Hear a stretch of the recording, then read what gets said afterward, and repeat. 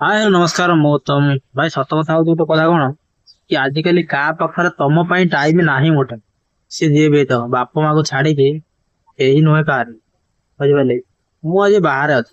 ଠିକ ଅଛି? ମୁଁ ଆଜି ଦେଖନ୍ତୁ ଗୋଟେ ଜିନିଷ ଦେଖୁଛି। ଗୋଟେ କମ୍ପାନୀରେ କାମ ହଉଥିଲା।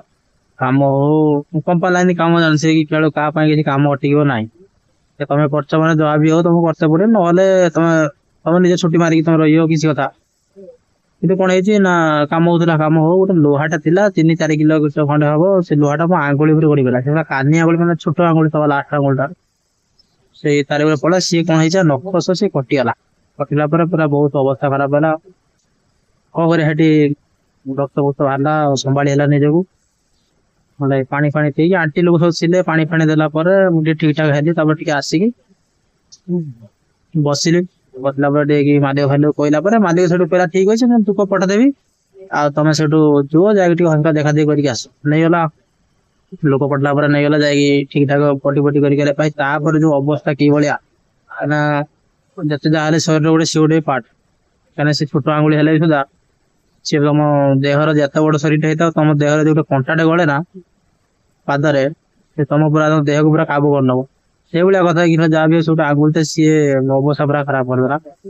ସେଠୁ ଯାହା ବି ହଉ ପଟି ଫଟି କରିକି ଆଇଲା ପରେ ପଛା ଦରଜ ହଉଛି। ସେଥିପାଇଁ ମୁଁ ଗୋଟେ କଥା କହୁଛି କଣ ନା ଆଜିକାଲି କାହା ପାଖରେ ତମ ପାଇଁ କିଛି ଟାଇମ ହିଁ ନାହିଁ। ତମେ କେତେ ବଳ କିଛି ନା ହେଇଥାଅ ତମ ପାଇଁ କାହା ପାଖରେ ଟାଇମ ହିଁ ନାହିଁ। ତମେ ଜାତି ଯା କରୁଛ ଚୁପଚାପ କର କିଛି କାମ କର କାମ ଧନ୍ଦା କର ଯାହା ବି ହଉ ଆଉ କିଛି ତମ ପାଇଁ କାହାର ଟାଇମ ନାହିଁ ତମେ ଯଦି କୌଣସି ଛୁଆକୁ ଯେତେ ସାଙ୍ଗ ହେଇଥାବ ନା କାହିଁକି ତମେ ଡାକିଲ ହେଲେ ଭାଇ ଟିକେ ଚାଲ ଯିବା ଏଠିକି ଭାଇ ତାଙ୍କର ଆଗଟା ହଉଛି କାମ। ତାଙ୍କ କାମ ସଇଲା ପରେ ତମର କାମ ସେତିକି।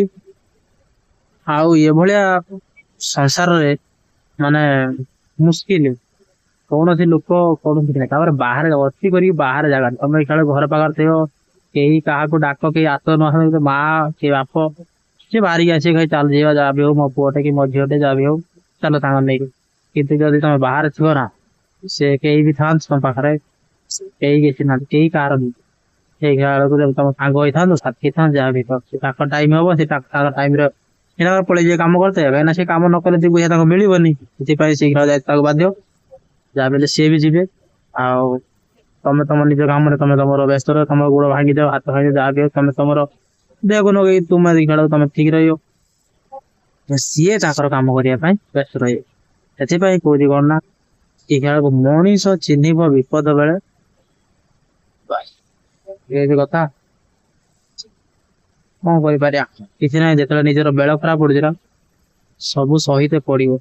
ବେଳ ଖରାପ କଣ ନିଜର ଟିକେ ଖାଲି ଅନ୍ୟ ମନସ୍କ ଏପଟ ସେପଟ ହେଇଯାବା ମନଟା କିଏ ଖେଳ କାହା କିଏ କଣ ଜାଣିଛି କେତେବେଳେ କଣ କାର ହବ କେହି ଜାଣି ପାରୁନାହାନ୍ତି କିନ୍ତୁ କଣ କରିବା ଆଉ ଜଣା ପଡୁନି କିଛି କେତେବେଳେ କଣ ହବ। ସେଥିପାଇଁ ଅଚାନକ ଗୋଟେ ଏତେ ବଡ ଦୁର୍ଘଟଣା ଘଟିଛି ମୁଁ ବି ଭାବିନଥିଲି। ବହୁତ ଅସୁବିଧା କାହାକୁ କହିବୁ କିଏ ଶୁଣିବ ଭାଇ ଦେଖିଲା ବେଳକୁ ଯାହା ବି ହଉଛି ନ ହଉଛି ତମ ନିଜ ଭିତରେ ତମେ ରଖିବ ତମର କେତେ କଣ ବଥା ହଉଛି କେତେ କଣ ଅସୁବିଧା କେତେ କଣ ସୁବିଧା ହଉଛି ତମେ ଏଇଟା ନିଜେ ଭିତରେ ନିଜେ ରଖିବ ତମେ ନିଜେ ଜାଣିପାରିବ। ଏଇଟା ହଉଛି ବାହାରର କମା ବାହାରେ ରହିବ ଦି ପଇସା କମେଇବା ପାଇଁ ଆସିବ କଣ କରୁଛ ନ କରୁଛ ଯାହା ବି ପଇସା କମେଇତେ ପଡିବ। ବହୁତ ବହୁତ ଭାଇ ବାହାରେ ରହିକି କାମ କରିବା ବହୁତ ମୁସ୍କିଲ ଯିଏ କରୁଛି ସିଏ ଜାଣିପାରୁଛି। କଣ କହିବି ଆଉ ଜୟ ଜଗନ୍ନାଥ।